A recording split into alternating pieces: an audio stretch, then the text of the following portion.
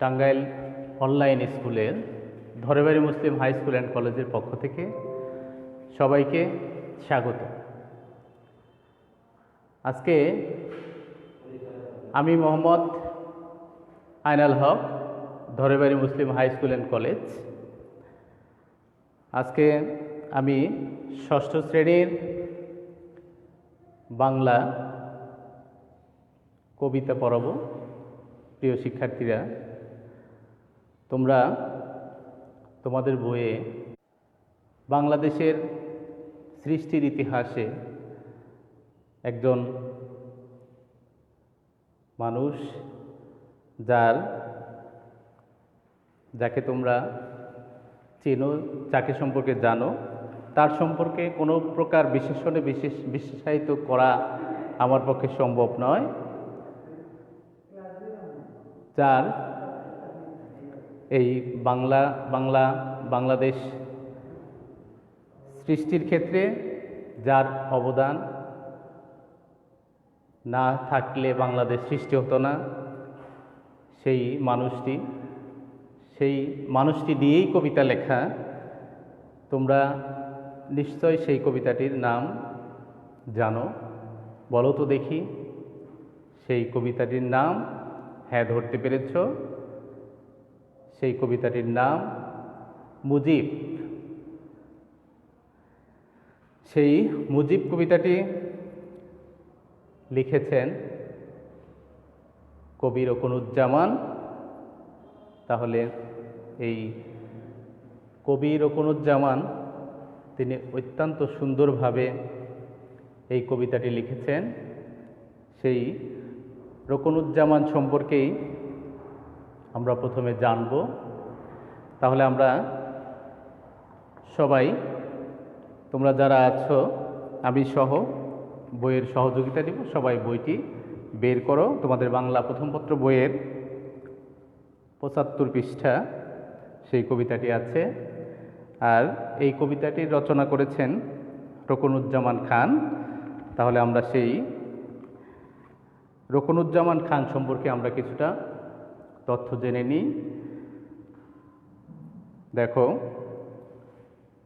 রোকনুজ্জামান খান 1925 সালে ফরিদপুর জেলার পাংশা উপজেলায় জন্মগ্রহণ করেন।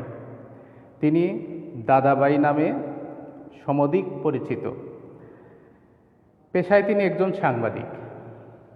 1949 সালে কিছুদিন মোহাম্মদ নাসির উদ্দিন সম্পাদিত শিশু সওদাগর এর সঙ্গে তিনি জড়িত ছিলেন।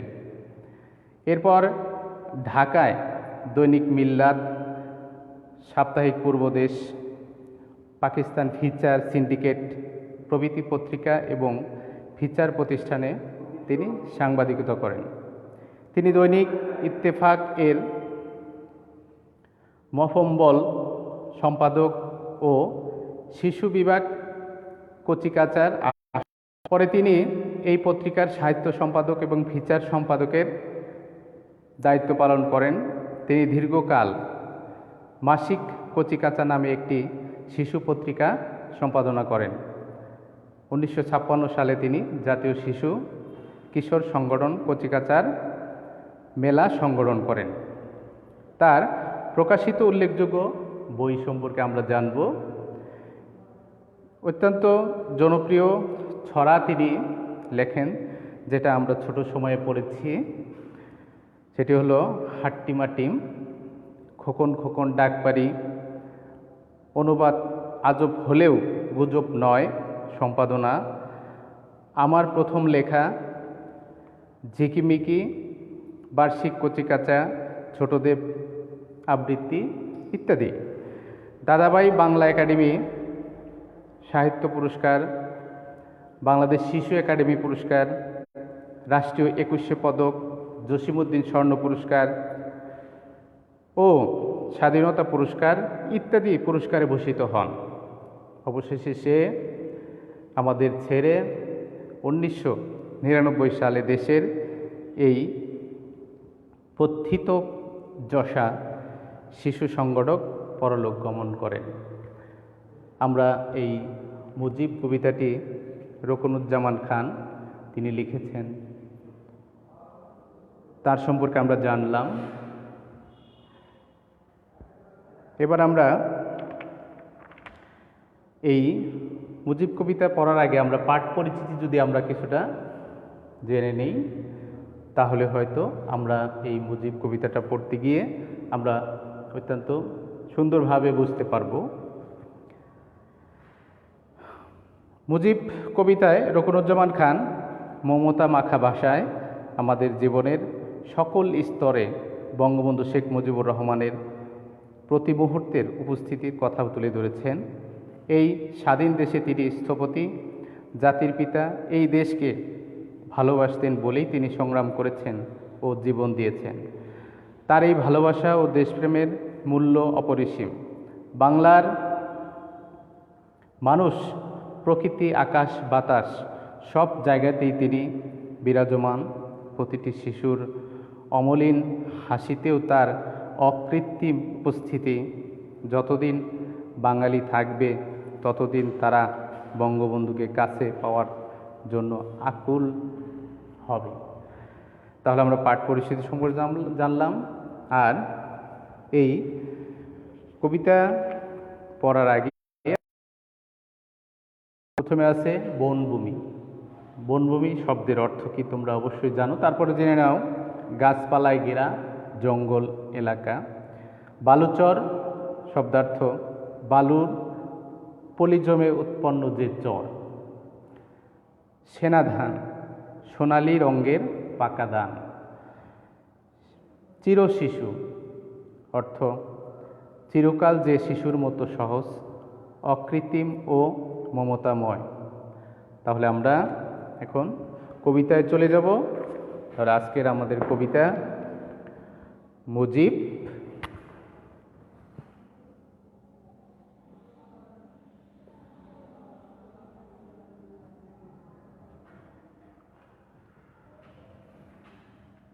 লেখক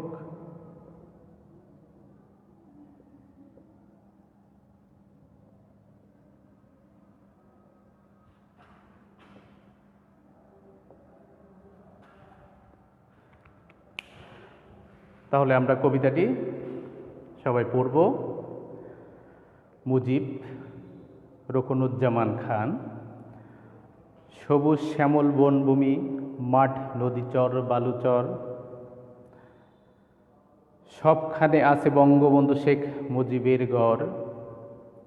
সোনার দেশের মাঠে মাঠে ফলে সোনাদান রাশি রাশি। ফসলের হাসি দেখে মনে হয় শেখ মুজিবের হাসি। শিশুর মধুর হাসিতে যখন বরে বাঙালির গড়, মনে হয় যেন শিশু হয়ে হাসে চিরদিন মুজিবর। আমরা বাঙালি যতদিন বেঁচে রইব, এ আমার স্বাধীন বাংলা ডাকবে, মুজিব আয় ঘরে ফিরে আয়। তাহলে আমরা সবুজ শ্যামল বনভূমি, মাঠ, নদী, তীর, বালুচর সবখানে আছে বঙ্গবন্ধু শেখ মুজিবুর রহমান। আমরা আমাদের এই সবুজ শ্যামল বাংলায় আমরা যেদিকেই তাকাই শুধু সেদিকে সবুজ আর সবুজ। আর আমাদের এই বাংলাদেশ নদীমাতৃক দেশ। নদীর তীর, বালুচর যেদিকেই তাকাই সেদিকেই শুধু আমরা দেখতে পাই সেই আমাদের প্রিয় নেতা, সেই শেখ মুজিবরকে। এখানে এই চরণটিতে আমাদের এটাই, তোমরা জানো আমাদের বাংলাদেশে আমরা ধান উৎপাদনের ক্ষেত্রে বিশ্বের মধ্যে একটি অবস্থানে আমরা আছি।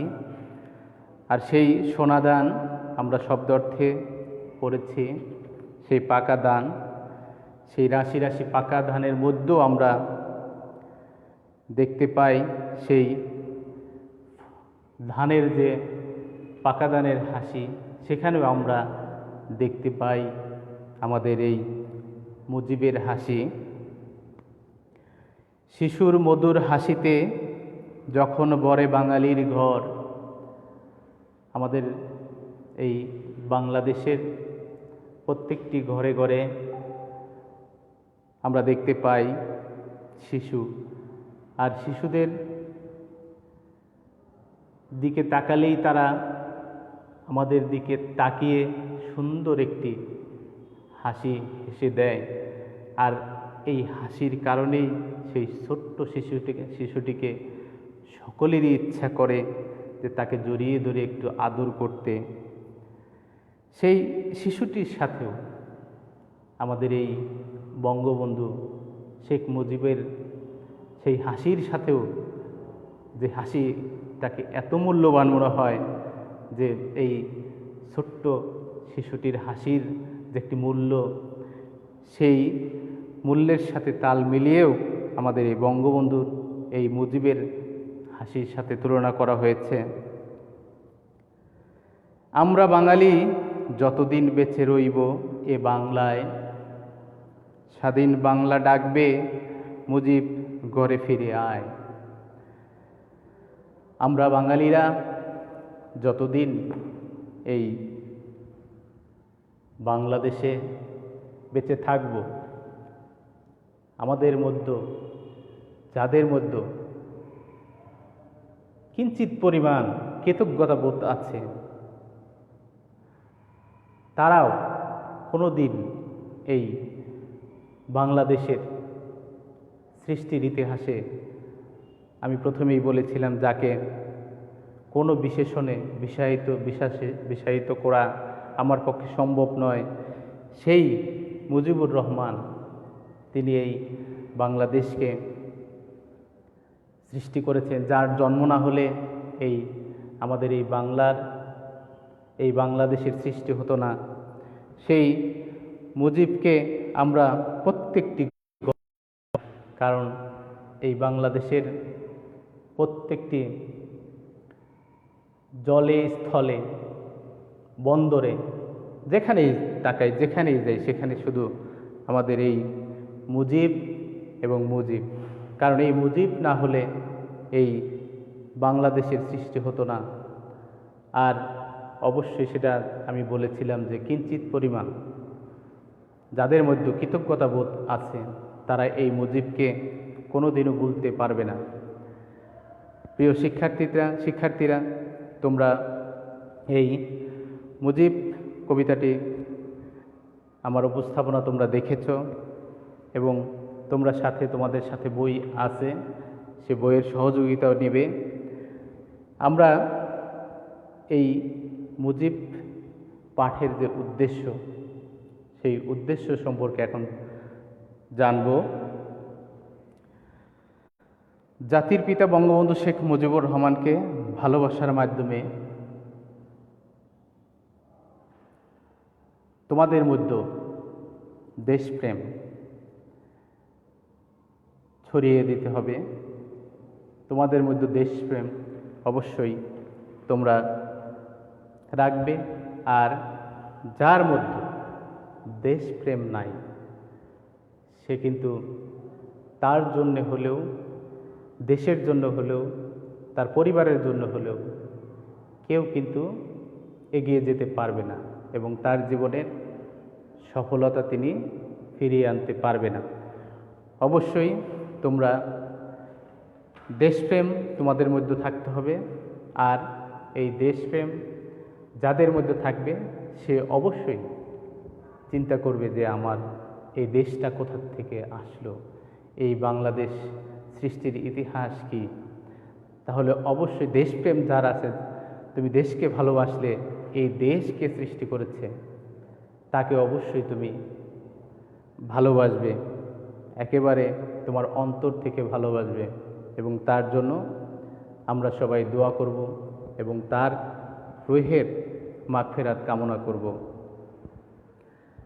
অবশেষে তোমাদের বর্তমানে করোনাকালীন সময়, এই সময় সবাই বাড়িতে থাকবে এবং